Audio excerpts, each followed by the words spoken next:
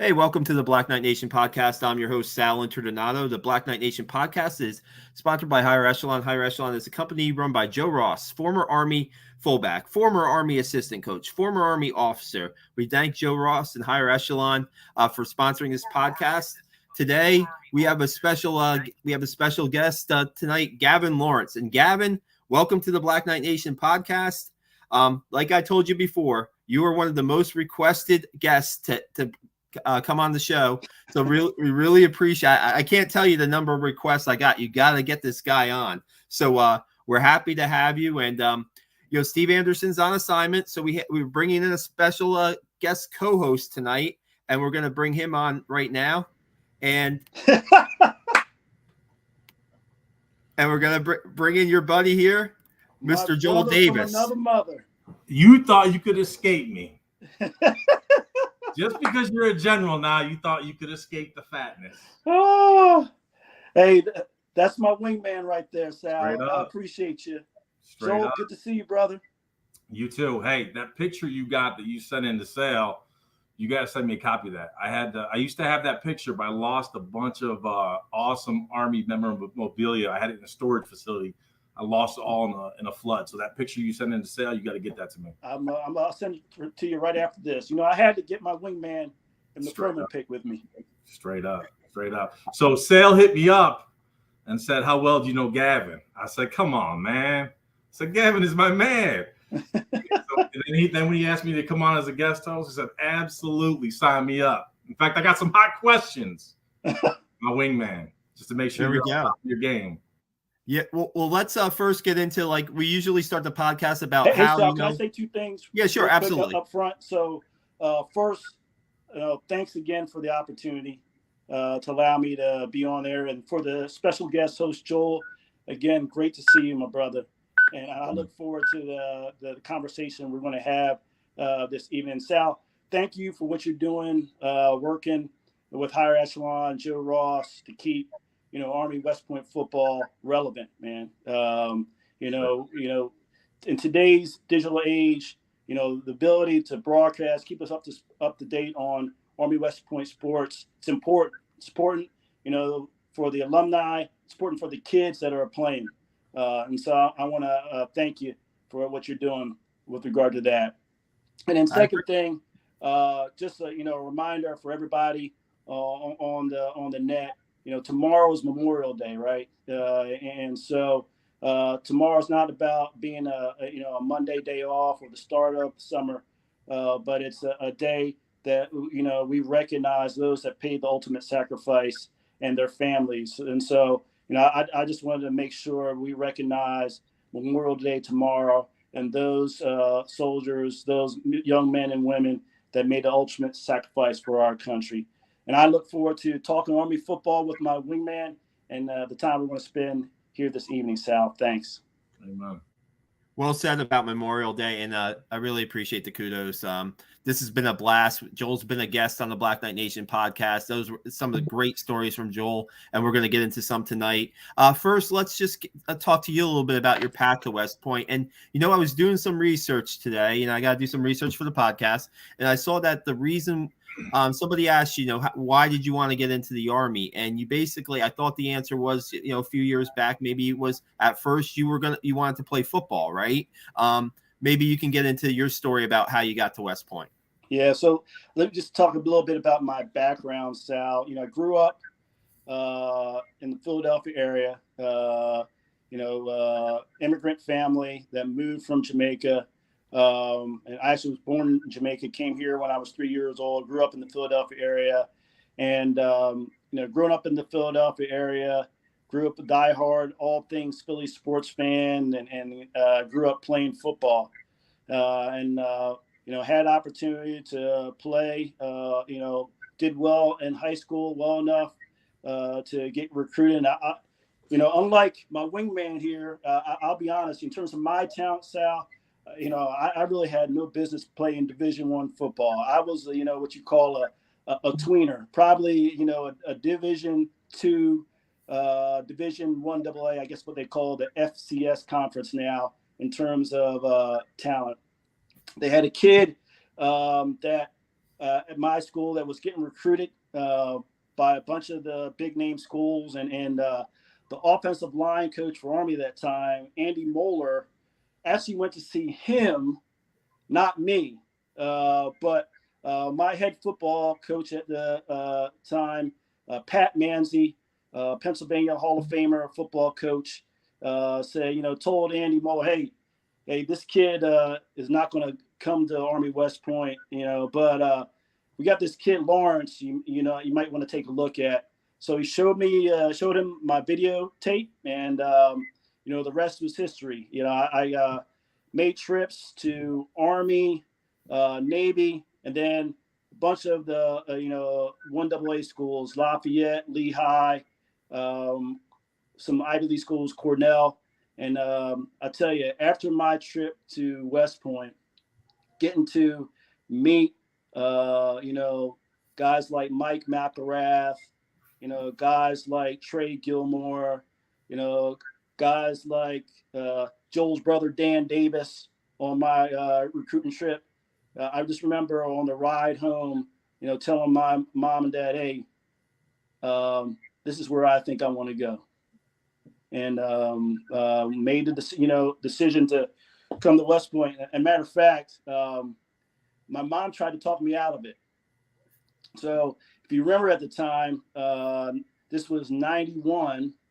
And so the Gulf War had kicked off that year. And so, we were a nation at war.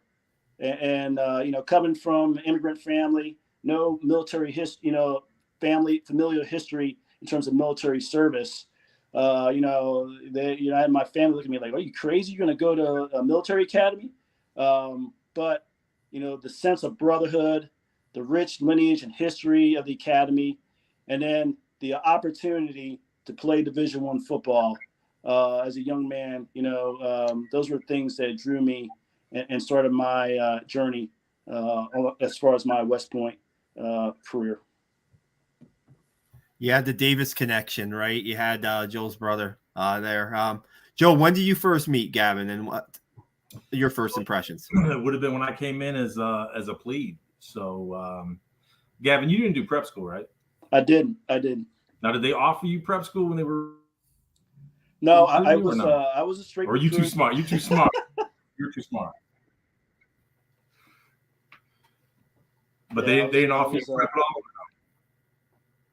I didn't hear you say. What'd you say, Joe? They didn't offer you prep at all, the option to go to prep, or you just? No. I was a straight recruit. Matter of fact, on my recruiting trip, Kevin Vaughn and a couple other guys were all on the trip, but I was straight recruit to play there. But I tell you, so got to the academy, went through Beast Barracks, and then Beast Barracks. So I was not a naturally big guy, right? So I had to lift, eat to keep my weight on, and the conditioning back then was not like what it is now. Yeah. So I came out of Beast Barracks, I think under 200 pounds as a lineman, right? And so, try as I may, I was down in a scout team, my first year, getting pounded by guys like Joel's brother every year. So I remember the first time I met Joel. It was when we played the prep school at the academy. Right. So Gavin would be his plebe year. I was at the prep school, and so that's where So Joel was Joel played tight end, right, Joel? Yeah, I was tight end at the prep school. That's right. So Joel was a tight end, so that team was stacked. Had Joel, Kelly King, Landis Maddox, a couple of guys that would go on to have great football careers playing for West Point. So I think did you guys beat us? Yeah. So we ended up, we came up there. Coach Nelson, I guess the prep school hadn't beat the JV team in a million years, decades, literally decades. So we remember that Coach Nelson gave us a great pregame speech, sold it like this is, he literally broke out in tears, and we thought like, all right, we got to win one for the Gipper. So whatever the speech that he gave, we came out, we played really well, and we ended up beating the JV team as prepsters. We celebrated like we won the Super Bowl. We had no real sense of perspective that at the end of the day, a great win for the prep school, but it's not like beating Navy. So that's bragging rights. You know the deal, Sal. So for the next 3 years, I had to hear guys like Joel Davis talk about how they came up, when they were prepsters and beat us. I'll just say, some of our better players were playing, varsity at the time, but. And see, that's the thing that we don't have a sense of. When we were prepsters, like you said, some of the better players are already on varsity. Right. We don't have that sense of perspective. So we come in, we win, and it was a close game, but we ended up winning. I don't remember what the score was. But again, we celebrate like we won the Super Bowl because, again, we don't have a sense of perspective. Some of the more experienced or well-positioned players are already up on, they're already at the hotel on a Friday night going to get ready to play on Saturday. Right. Preps, you don't have that sense of perspective. You're just there for the ball game. Yeah, so my first year, Sal, of playing, football at the academy, I was on the practice squad, and it was a humbling experience, because I was in Philadelphia. I was a big fish in a small pond, right? In terms of athletic ability, talent, right? And then to go to, West Point, and wow, I wasn't where I wanted to be physically, because I talked about, the weight I lost to beat Barracks. And so for a year, I was, that first year grinding on the scout team. But I'll tell you, in terms of mental toughness, physical toughness, just going through that experience, I garnered a lot, and I prided myself as a scout team player. I was, that was my game day. Practice was my game day, where I was going to give the look that I was being asked by giving the coaches, and knock the snot out of those varsity players, right? And so every opportunity I got, I was trying to put, guys on the bus. So I tried my best, right, to take on the Dan Davises, the Lance Chambers, those guys, the Chris Krasinski's, rest in peace, and to give them a look. And I prided myself in doing that. And so one of the accomplishments that I'm most proud of during my 4 years at West Point, not only earning my varsity letter, but that plebe year, I was, there was an offensive and defensive scout team player of the year. And I won it was at the time the SAS award for the scout team player of the year. And I took absolute pride in winning that, right? Because just so I knew what it took physically, mentally, to do that, right? And so, so I go into my yuck year, and I got, where I wanted to be physically, or at least I thought I was, and wasn't quite good enough to make be on the varsity team again. So it was back down my yuck year, my sophomore year, on the scout team. And that was, again, another humbling experience. And I was really thinking, okay, hey, do I want to do this? I'm trying to grind academically to make it. Going on scout team. Joel, I think you got converted to a defensive lineman. Your plebe year, is that right? And then going against guys like Joel and the other guys, and again, just grinding. I said, the brotherhood is what really kept me going, right?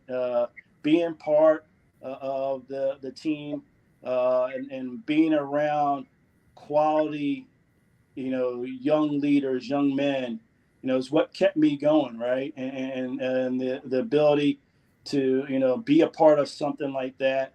I decided to keep going, and then finally, my Cal year, my junior year, I was able to break into the varsity,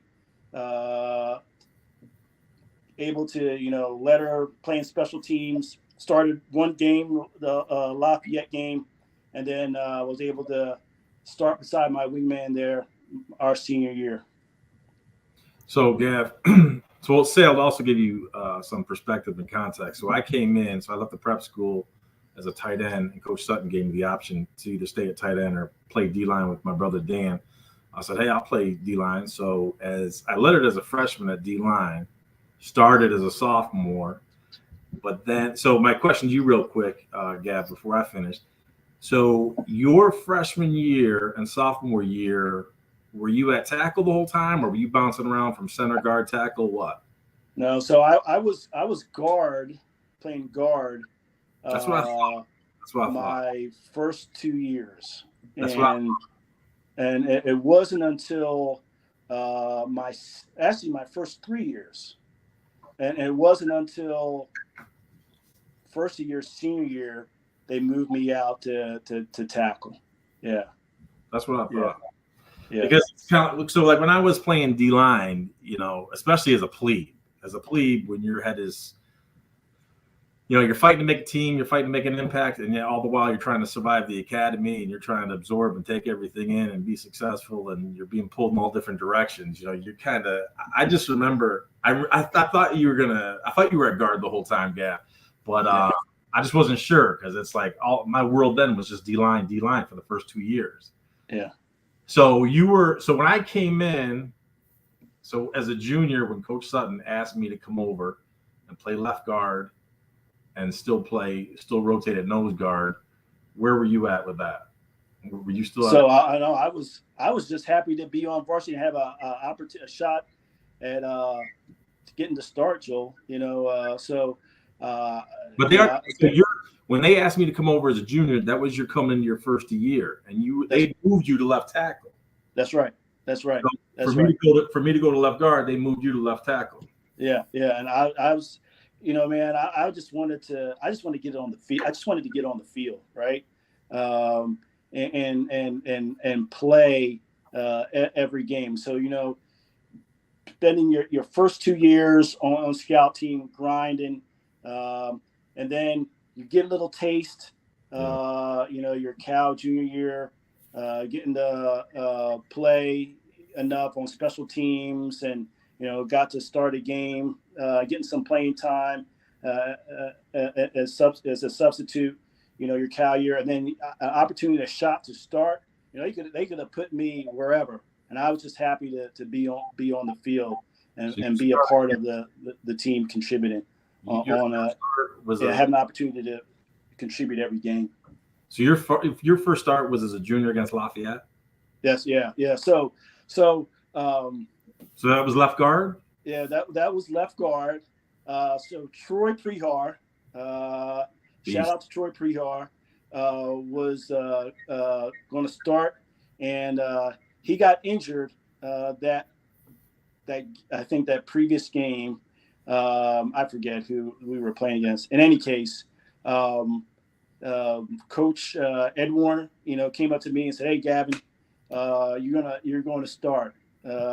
And I was nervous as hell, because here it is, Mikey Stadium, finally going to get an opportunity to start versus Lafayette.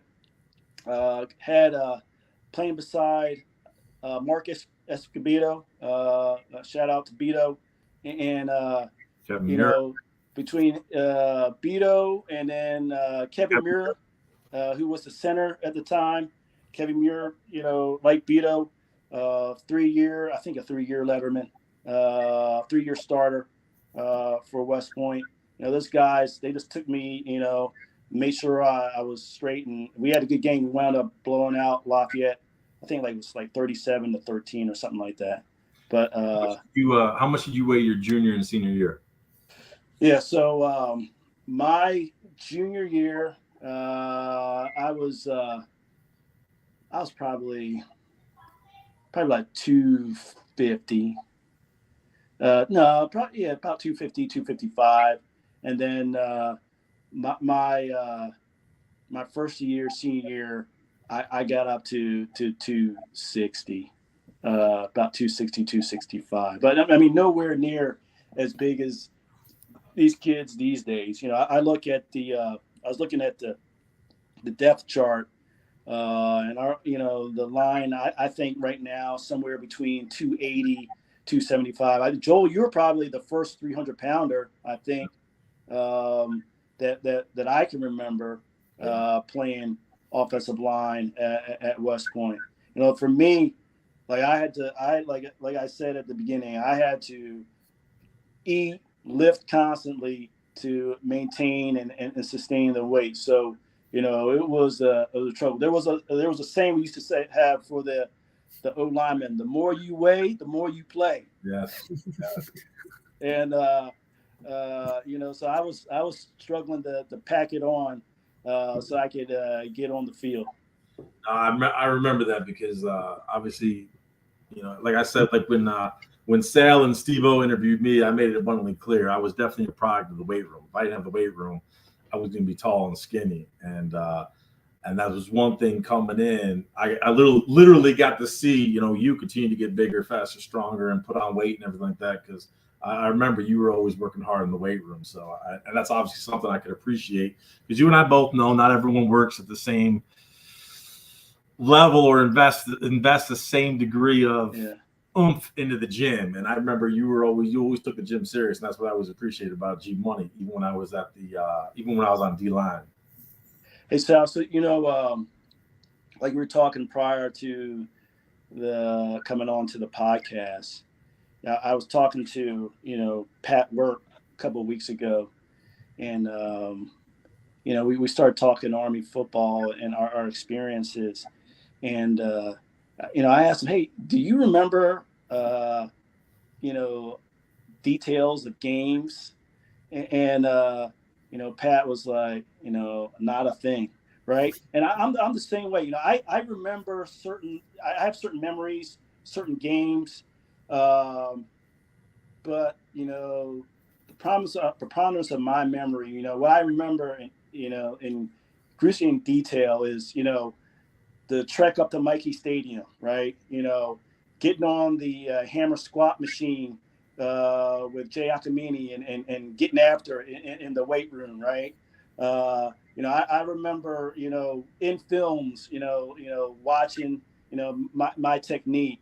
I remember, doing 101 drills, right? And talking trash, right? And so when you get Army football players together, we really don't talk about, hey, remember this play on this game or this, it's talking trash, hey, I remember this practice, I knocked the hell out of you and I put you on your ass, or, I remember, working with the strength coaches, and they used to work us out to, we were, hovered over the trash can, throwing up, those are it seems weird, but those are the things that you remember in detail, and you talk about with your brothers on the football team. Yeah, we always ask, like, what's your favorite memory of being an Army football player, right, on the field and stuff, like, and that's a question that we always kind of try to get to on this podcast. And when you talk about, like, a lot of guys that have taken the approach, Gavin, about, hey, it's the time I spent with the teammates, right? It's the time I spent working to the point to where we can be successful on the field, or where we could, have some success winning and stuff like that. It does say a lot, and it still holds true today, right? Because, I did something on recruiting, not this week, and like where Army's offering kids and what schools are taking interest in Army. And though, sometimes you hear, well, we don't have any guys who were recruited by this school who Army's playing this week, or who were recruited by that school that they're playing the following week. But you know what? It's all, you look at the teams that they have, it's a lot of it is the guys like an Andre Carter, for instance, a guy who played his freshman year on scout team, by his junior year, he's an All-American, and he's one of the best pass rushers in the country, you know? And now he's being talked about being a first-round draft pick, which around the Army football program that's never happened. And back into the Heisman Trophy years, you know, of Mr. Inside and Mr. Outside. So, I mean, that's a long time ago, but that talks about the work that these kids are willing to put in. And it's not like it just happens, you know, one season. It seems like it happens throughout the history of Army football is what I'm getting at.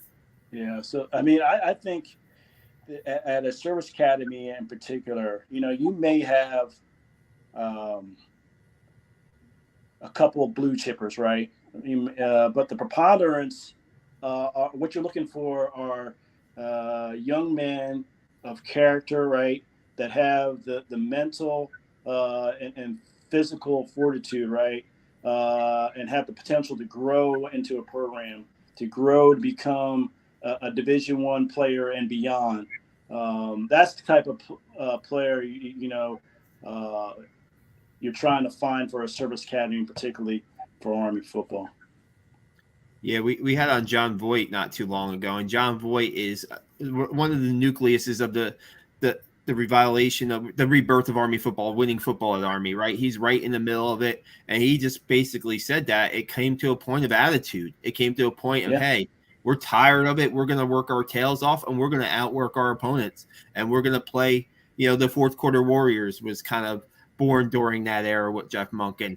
And you look at how some of the wild finishes that they had during that run, right? I mean, crazy where you stop them at the 1-inch line. You have a backup quarterback come in and throw a touchdown pass with little time left, win in overtime. You know, those wins build up, and that gives the team a lot of confidence.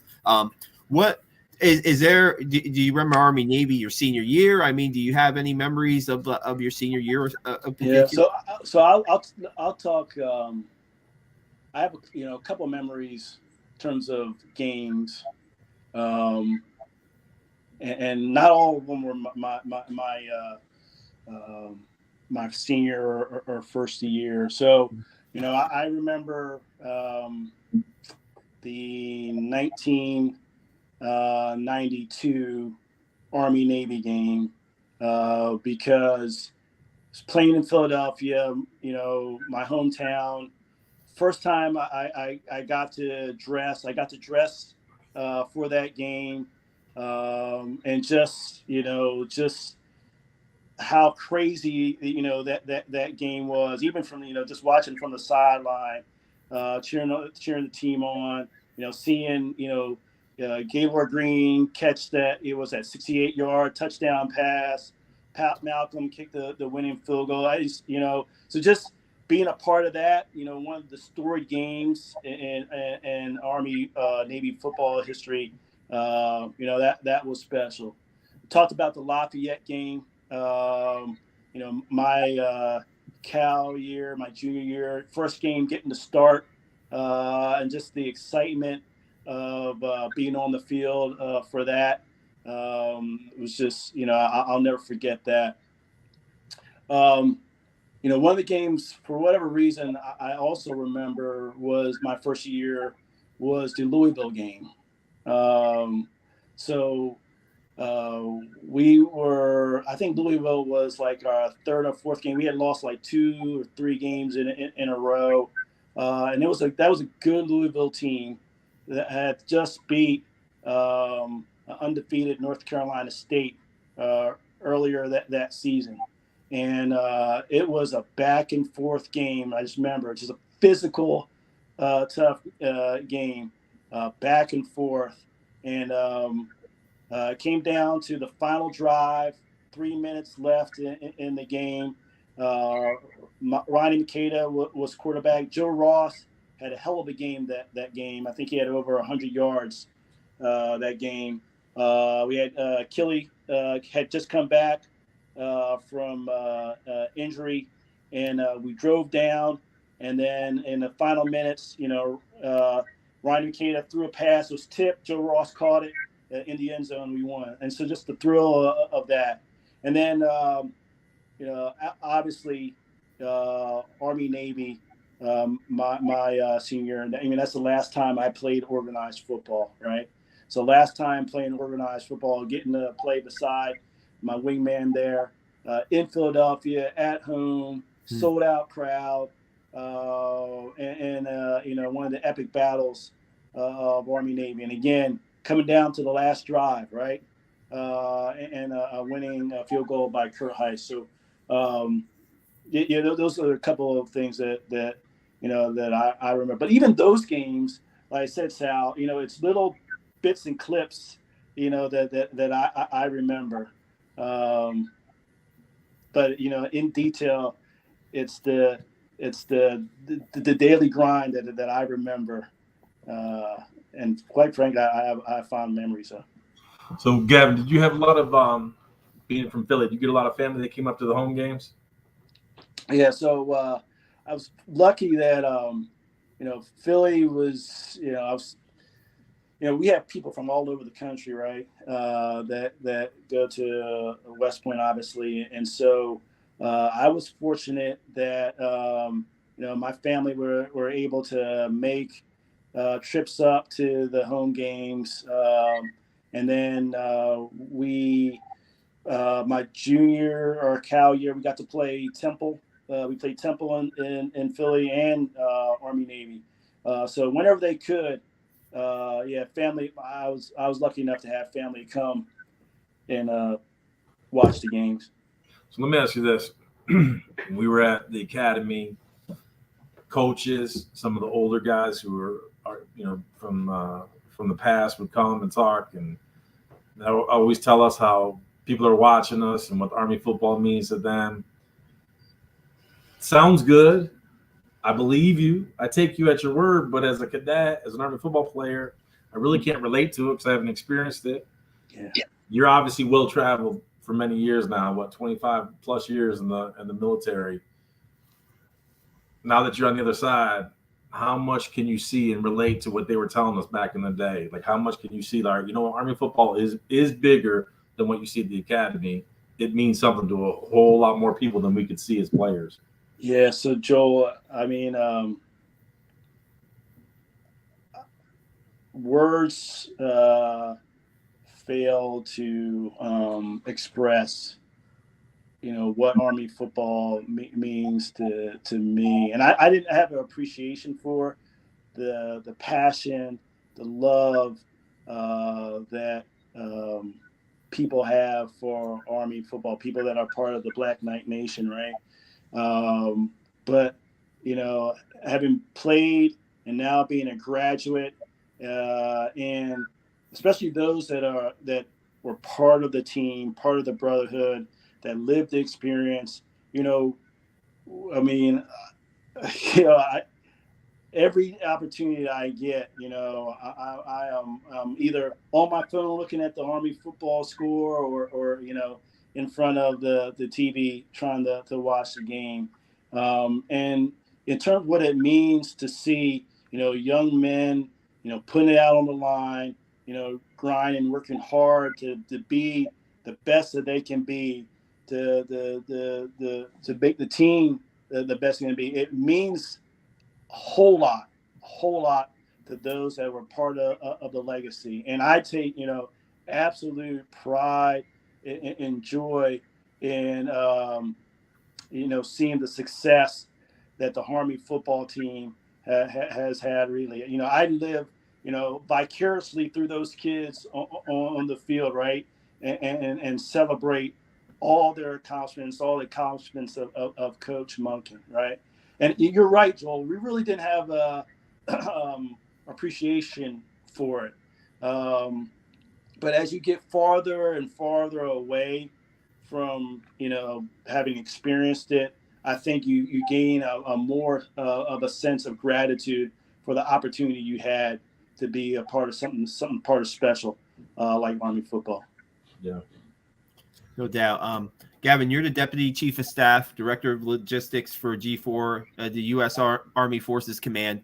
And I'm just wondering, I know that our co-host Steve Anderson talks about this a lot. Do you get to work with any former Army football players? And is there a bond there? I'm sure you get some guys that go through or that you are in command of or work with. And what is that like? Yeah, so I'll tell you. Short answer to your question is yes. And the relationships and bonds that you built transfer to your experiences in the military, and it's not even, you don't even have to have played at the same during the same era, right? Or been on the same teams, but there's just a camaraderie that's there. Having the ability to network, with someone that played Army football, So so when I came into this job, um, I had to go down to Fort Hood to visit with one of the units that was there. As soon as I walked in, who did I run into? But Steve Carpenter, Joel's classmate, right? Steve is, just finished up his first year as the Deputy Commanding General of Support for 1st Cavalry Division down at Fort Hood, Texas, right? And shout out to Steve. He just came out on the Brigadier General list. But so it's an opportunity, to network, with former teammates, guys that played Army football. Just build upon that relationship and camaraderie to do the Army's business and to play and get after it. As Brigadier General, what's the future hold for you? I mean, where are you right now? Within the Army, and is there other things you'd like to accomplish? Yeah, so I'll finish up my time at U.S. Army Forces Command in July, Sal, and then I will be moving to Scott Air Force Base, Illinois, to be the commanding general of U.S. Military Surface and Distribution Command, SDDC. So SDDC is responsibility for strategic movement of U.S. Army and military personnel, equipment around the globe. So global mission, and I'll take command of that organization in July. Wow. Joel, I didn't get a chance to ask this. This is a football question. Gavin, what's it like playing next to a guy like Joel, and how you guys develop chemistry? Because it seems it's like that your senior year, his junior year is that one year that you guys are kind of working beside each other, right? Yeah. Joel, you want to? Yeah. What was that? Or Joel, what was it like playing? Well, first of all, let me put things in proper context for you, Sal. And Gavin, I think the last time I saw you in person was at one of the Army football, was it the golf tournament several years ago? Yeah. Right. And I didn't know Gav was going to be there because I think I was like a last minute. I came last minute, so I didn't even look at a roster to see who was going there. But as soon as I saw Gav, I mean, I just ran up to him and hugged him for a long time because I ain't seen him in forever. And so I jokingly said to Gav, I said, Gav, you're doing good things in the military. You're married, family, all that kind of stuff. There's billions upon billions of people in the world, but it doesn't matter. Out of all the billions of people, you only have one wingman, and it was me. It was the fat man. So I got to claim the fame as being Gavin's one only wingman, because as a left tackle, you only got one wingman. That's left guard. So, but in terms of playing next to Gav, like I say, like I mentioned to you before, Sal, for me, transitioning from O-line to D-line, my junior year, Gav's senior year, literally Coach Sutton just asked me, he said, listen, we need you to do something and, sacrifice, take a hit for the team. I said, sure, what is it? We need you to come in and start playing left guard. And I said, okay. I wasn't expecting it. Wasn't even looking forward to it, to be honest with you. He said, but the catch is we also need you to play nose guard. So I was like, all right. So I remember going to the first meeting with O-line. Gav's there, Coach Warner, the rest of the boys. And I told Coach Warner, I said, hey, I'm still a D lineman here. But when I got over to the, Gavin, I mean, look, here's the deal. I'm very much, and I accept it as such, I'm a polarizing person. A lot of people hate me. A lot of people love me. Everybody loves G-Money, General G-Money. Everybody loves Gavin. If you can't love Gavin, there's something wrong with you. You need to check yourself, not Gavin. Gavin is the easiest guy to get along with. First thing you'll notice about Gav, you'd walk into the mess hall, whatever, you can't miss Gavin and his smile. Even when we used to call him Big Booty Gav because he was a big boy, had a big booty, but that smile was still bigger. And Gavin is one of the nicest guys. So in terms of meshing with Gav, that's not even an issue. If you can't get along with Gavin Lawrence, you need to check yourself because the problem is you, not Gav. For me, it was, that. So my first year at left guard, his senior year at left tackle. I mean, again, it's easy to get along with Gav. Any questions I got, and I'd be asking him stuff, especially early on. I specifically remember that stuff, those first practices, probably even the first couple games. I remember specifically asking him certain things. And he was Johnny on the spot. He knew every position, knew where to go. So there was no question. Gav knew knew the offensive line and knew the schematics of everything. So me, if anything, I'm picking his brain. I'm trying to learn from G Money. Yeah, so I'll just share with you, Sal.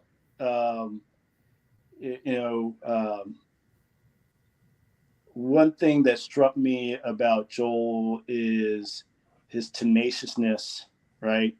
And it was just infectious, right? We were going together to go to war together, right? And we had each other's back, and he inculcated absolute the best, and he pushed the best out of everyone that was part of the line. So he was definitely and is definitely a leader, right? He just pushed you to be at the very best, play at the best that you could be in terms of your performance, each and every, whether it was practice or in the game. And that's what I loved about Joel. That's why I loved playing beside him. Absolutely taste. And then there was always, then it was the competitiveness, right? That we had, so the left side, Joel and I versus the right side, Ed Stover and Bill Blair, right? And we didn't want them to run on the right. They need to run on the left side, right? Come run on the left side, run behind us if you want to get the first down, right, or get the touchdown. Don't run behind, the weak right side. You come behind the left side. So it just made us better, right? In terms of our competitors, and we played off of one another, right, to make us better. And so, again, so getting back to, what you remember. So I remember, in being in a hotel before game day, and, it's me, Joel, Stove, and Bill Blair, and, we're bonding together, talking together. That's what made part of what made playing Army football fun. The bonds that we had, and we made each other better, and we go to war. We went to war for each other, with each other every Saturday. Agree. Yeah, when you can form that bond, right, and you can get that chemistry, it seems like that chemistry happens pretty quickly, especially on the offensive line. I mean, we know even today with Army football, right, the key to the games is the offensive line. Both lines, the offensive line and defensive line of Army, right? If they play well, Army's going to have a pretty solid game. And I think I don't know if you guys got the sense of that when you guys were playing. That lot was kind of you guys, of course, didn't get the press, right, because you're offensive linemen, right? But a lot of responsibility was probably on your guys' shoulders, especially running the football, right? I mean, back then it was a run dominant offense too. So I remember, and I don't know if Joel remembers this. So last game Navy, first drive, we get down to the goal line, and I think it was like the second or third play on the goal line stand, and I re-injured my ankle, right, and I'm out the game, last game, and Joel came over to me and said, "Hey, Gavin, you need to get your butt back in the game. No sympathy, no nothing. He's like, get your ass back in the game." Right. And so, I got the coach, I sucked it up, and we came back in and played the rest of the game, but that's the type of player Joel was. He pushed us to make us better, and I was definitely better as a result of playing next to him. Joel, you remember that moment, and it just how to get Gavin back on the field, right? To get that. I remember that because your ankle, you had that ankle injury, on and off, plaguing throughout your second year. So, but you still started every game, right? Yeah. I remember there was a couple times, and when I do my little speed round asking you some questions, I do remember a time at home where we had a little bit of issue where Gavin injured that ankle, and we were concerned. But I do remember that, though. Seriously, though, I do remember that in Navy, you re-injuring that, and that was losing you was obviously a concern to everybody. But it was, as my wingman, that was a concern to me as well because I didn't want you out of that game for sure, especially Navy game. But let me ask you this real quick. You may have told me before, and I forgot, but refresh my memory if you told me from back in the day. So when you were always at guard, and they said, I'm assuming, how did the conversation go where Ed Warner would have told you to go to tackle that I was coming over from the D-line? What was that conversation? It was no conversation, Joel. It went like this. Hey, Gavin, you're going to that left tackle. You're going to be a starting left tackle. And I was like, yes. Hey, as long as you're starting, that's cool. Yeah. Yeah. Before we get to Joel's speed round, we talked a little bit, Gavin, about your perspective on the football team now and where they are, and like you say, you watch every chance you get, and the last couple of years there have been 9-win seasons, and beating Missouri to finish last season was fine, but you had that little hit. Incredible. It was a great game, right? It went down to the end, and it seemed like there was a lot of fire from the team to finish with a win. The game before, it didn't go Army's way with Navy, and I just wondering, what you see out of your perspective on where the program's at now, basically. So it's I'm proud, but I have to kind of chuckle. There's an expectation now that Army goes to a bowl game, right? Just think about that. For those of us, that remember, that wasn't always the case, right? That, before, but there's an expectation that this team wins, right? Our Chief Staff Army says winning matters, right? So the definitely under Coach Monken, a tradition, an expectation of winning and excellence has been built. And I'm just so excited and proud of what has been built in terms of the team, its legacy, and what it's doing each and every day. And we want to continue to do that the right way, right? Bringing quality young men, leaders of character that grow in the football field, grow to be great football players, and go on to do bigger and better things. Whether it's we have some that have transition to the NFL, some that have gone on to do great things in the military or whatever field and endeavor. But building leaders of character to lead our nation. That's let's look at this year's team, the 2021 team, and the guys that you have, like Eric Smith and Nolan Cockrell instead Cunningham, and now a guy coming back, Marquell Broughton. I mean, the leadership that those guys bring on and off the field. I mean, Eric Smith, he had a tryout with the Jaguars. We'll see what happens with that. Those guys, I guess, are just waiting for their chance. And I was going to ask you about this. Maybe both Joel and Gavin, you would be good to talk to about this. Malcolm Morrison, right? He had a free agent contract with the Raiders, and this week he put a post on social media say that he's going to retire from football. He's going to focus on his Army. He's going to focus on his Army commitment for now. And when you have the opportunity, Joel, you had the opportunity to play in the NFL.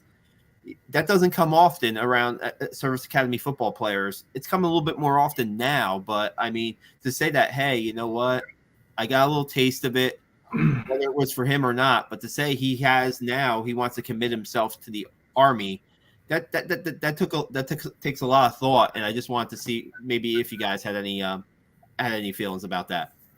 The first time I saw that, it came up in whatever my email from the Twitter feed, whatever, and I saw that. My absolute first instinct when I saw that was he's going to regret that one day. I don't say that because I don't want to armchair quarterback anyone's decision. If your heart isn't in it, you can't do it. I don't care if it's football or any other endeavor. If your heart's in it, move on. I get that. Mm-hmm. All I can tell you from my own personal experience, my own perspective, even as you get older, that warrior spirit in you, it never dies. It doesn't die. You can go coach football. Like I coached after years ago, I coached my alma mater high school for a number of years. I was assistant head coach.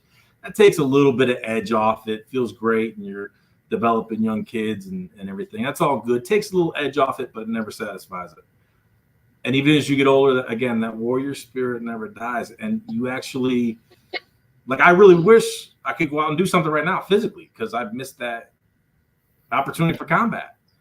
And I believe, this is just me armchair quarterbacking it, I believe that one day he'll regret, because he had the opportunity in the hand. And all you need in the NFL is an opportunity. Like we talked about with Steve-O, the NFL literally stands for not for long. You're not going to play for long. So it's a very finite window of opportunity. Yeah. But if you got the opportunity, you got to take it. But again, the caveat is if your heart isn't in it, then you're not going to be successful. And again, I'm not trying to make decisions for anybody. I would never try to talk him out of it. He's a grown man making grown man decisions. You got to do what's best for you. All I'm saying for Joel Davis, I wouldn't have been able to do that. I would have had regret one day. Yeah, he listed mental and physical well-being as reasons for him to step away from it. Gavin, do you have any? No, so I never know what's behind the young man's decision, and Joel definitely has a perspective, having been given the opportunity to compete at my level. From my perspective, I guess I respect his decision. If he wants to, if he feels that he has either physical or mental concerns that are preventing him from competing at the highest level, in the National Football League, that's the decision that he has to make, and so I just wish him the best as he Absolutely. transitions from pursuing that dream to going on to serve our nation as an officer in our U.S. Army. And what I would tell him if I were to see Malcolm right now is we need you to just put your transition and put your best foot forward as an officer in our military, and I know he'll do that, and you just take it one day at a time, right? Not everybody goes on to have a 20-year career, but what we ask, just like you when you were at the academy, is for you to give your best 100% every day, right? And it's even more important so as a officer, because you have young men and women that are following your example, and you'll be asked to lead as a lieutenant in our United States Army. Yeah, I got to talk to Malcolm a couple times, and just you follow his career at West Point, and I think that the Army is going to be getting a really well-rounded officer, like you said, Gavin, ready to take that day at a time step. And you have a lot of guys who say, hey, I'm just going to do my 5 and I'm going to be done. I'm going to move on. And you have guys like our co-host Steve Anderson, who's still serving in the Army and enjoying it, So, it's a different journey for everybody, but we really wish all the best to Malcolm. The thing too, you got to understand is that the NFL is a grind. And so, like, when I was in Indianapolis during training camps, we had Hall of Famer Larry Little. He would come and he would help coach during the summer, and he would tell us stories. He would tell us stories of how hard it was back in the day. He played on the 72 undefeated Dolphins team, and he'd tell us how bad it was back then. So when I was going through the NFL, it was still 2-a-days, lifting. It was a grind. Now I know they've cut back on some of that with CTE and all that stuff, but I still gotta believe it's a grind. Unless you're part of that top 2-3% making real money, you're cannon fodder. So we used to jokingly say, hey, you better sleep with one eye open and keep your bags packed in your car. And that's stressful because you don't know what to I mentioned it to you and Steve-O. There's times that we would be clowning around the weight room and the Grim Reaper will come in and take one out and you get cut. So you know what? Again, what you're saying, physical concerns, mental concerns, maybe he just wants the stability. And I'm all for it because again, if you want stability, it is definitely not in the NFL. Yeah. Hey, but what's exciting, Sal? What's exciting is that, we've got young men in our service academies that have been given the opportunity, right? Yeah. Straight out of graduating from the academy. Yeah. To pursue their NFL dreams, right? And so I am all for, providing those young men an opportunity to pursue their dreams, post-graduation, if they have the athletic aptitude, right, to do it. Because ultimately they serve as ambassadors for the Army, serve as ambassadors for West Point in terms of, them being out there and representing the academy on the football field. I look at Villanueva, and his storied career, playing for the Steelers, for the Ravens, and Alejandro. Just to me, that's a true representation of the academy. Someone that went on, had a great career, and is still continuing to serve, outside of, his NFL career, and absolutely proud of it. And so I'm excited for, these young men that are getting this opportunity. Yeah, there's still John Radigan, Elijah Riley, Cole Christensen, and Brett Toth in the NFL that are recent Army football grads. And we'll see if anybody else. And you know what, too? There's guys playing in the USFL. Scott Flanick, long snappers. He's getting some social media love for being a long snapper on the Jersey Generals. That's an Army football grad right there. That's why I want to see the USFL and the XFL to be successful, to give some of those bubble guys out of the academies another opportunity to keep playing, and who knows what can happen from there. So I'm all for it. Yeah, there was a feature in the Annapolis paper on Sean Williams, a safety for Navy, recent safety for Navy. He's also playing the USFL. And so, the opportunities are there. Jeff Ajeckum, who was a wide receiver for Army on our podcast not too long ago, he's playing some indoor football league, I believe. Keep him playing just for the opportunity to hope to play down the road. So, just wanted to get. I appreciate you guys' opinions and thoughts on that. Joel, you have a speed round. We have a speed round on this podcast. What's going on here? Well, here's the deal. I don't know if look. You can see that Gavin Lawrence is pretty skinny now. That wasn't always the case. So I don't know if he can handle this much fatness. He has to enter the fat zone. G Money, formerly known as G Money, Big Booty G Money, is now General G Money. General G Money, I got a couple of important questions for you. It's going to jog your memory. It's true or false? True or false? Uh-oh. First question, General G Money. First question, true or false? At our first game against Holy Cross, home game, your senior year, after kickoff and before the offense went onto the field, out of fear, you turned to me and said, quote, "I should have followed my dream and just became the A-man." True or false? False. That is definitely false. General G Money, I will remind you that you are still under the cadet code, the honor code. Next question: true or false, G Money? True or false? Even at your heaviest, your big booty was never as big as the big booty of my son Ed Stover. That is definitely true. That is definitely true. I concur. True or false?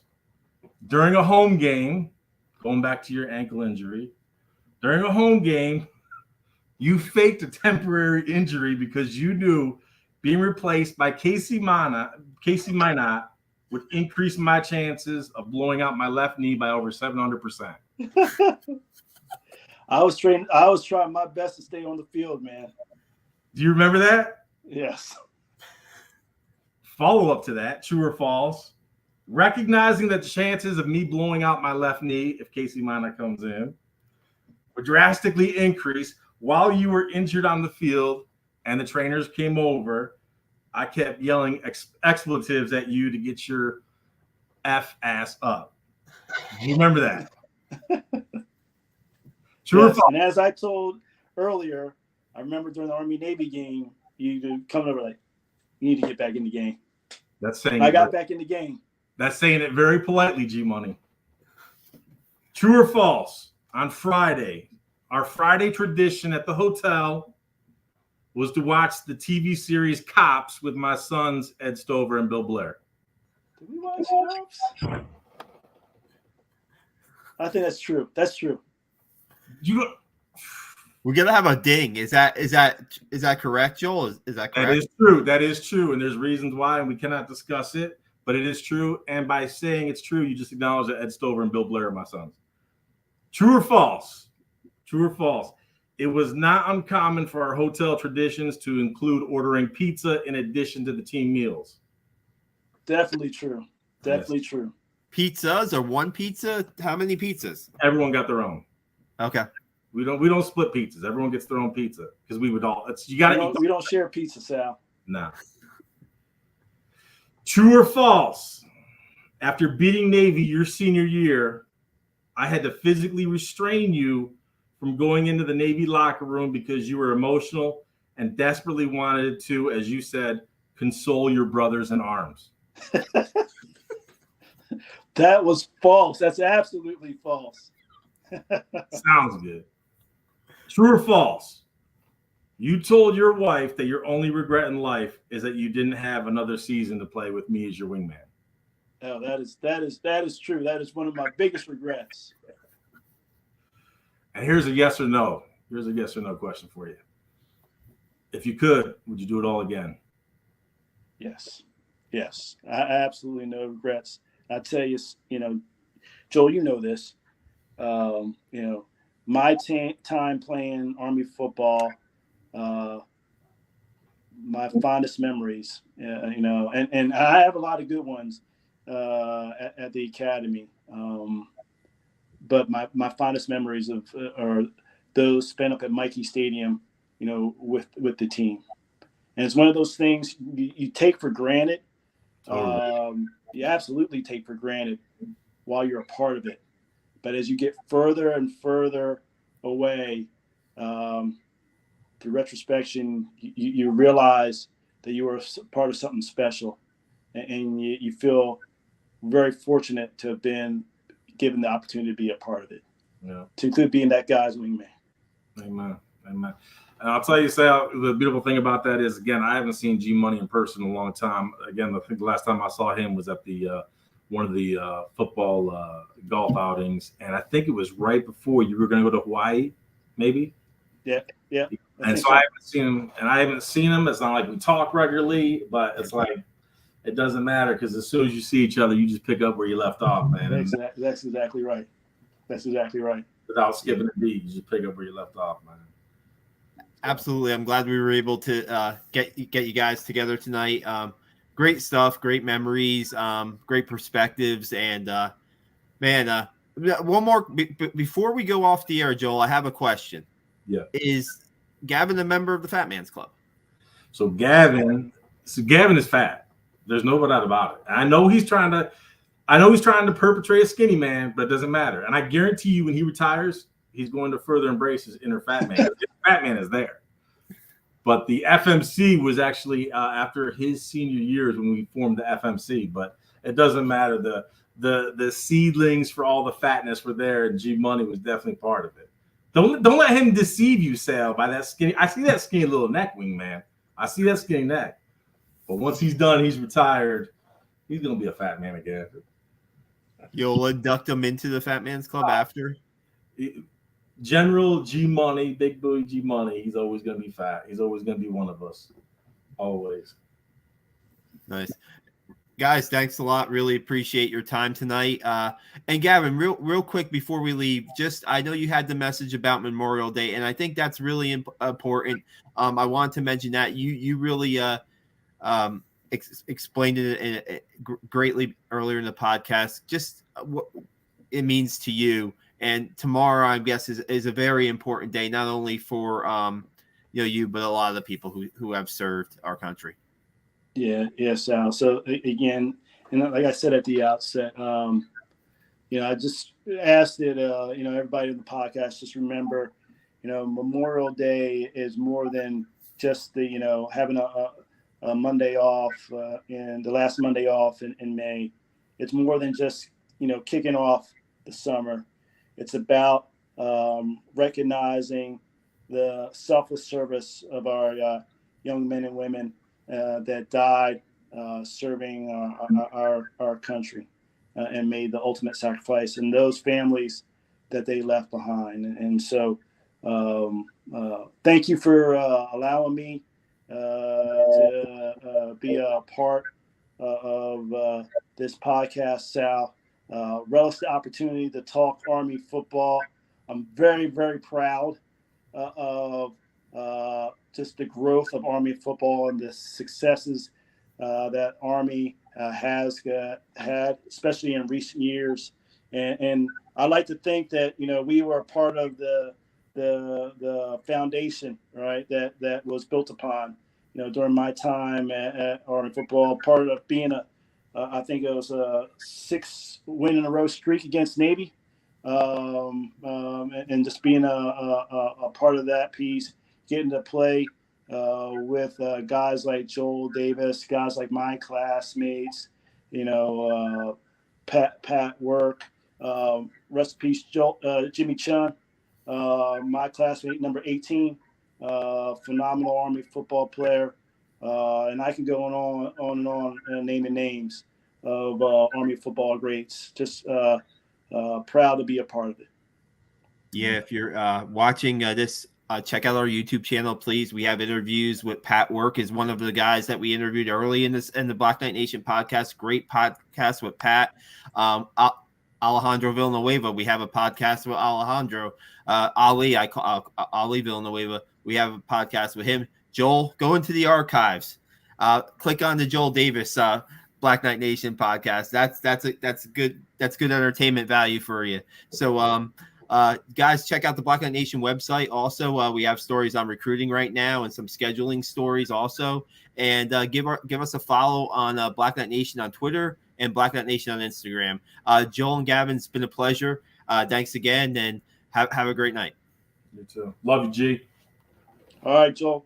Take it easy, brother. You too.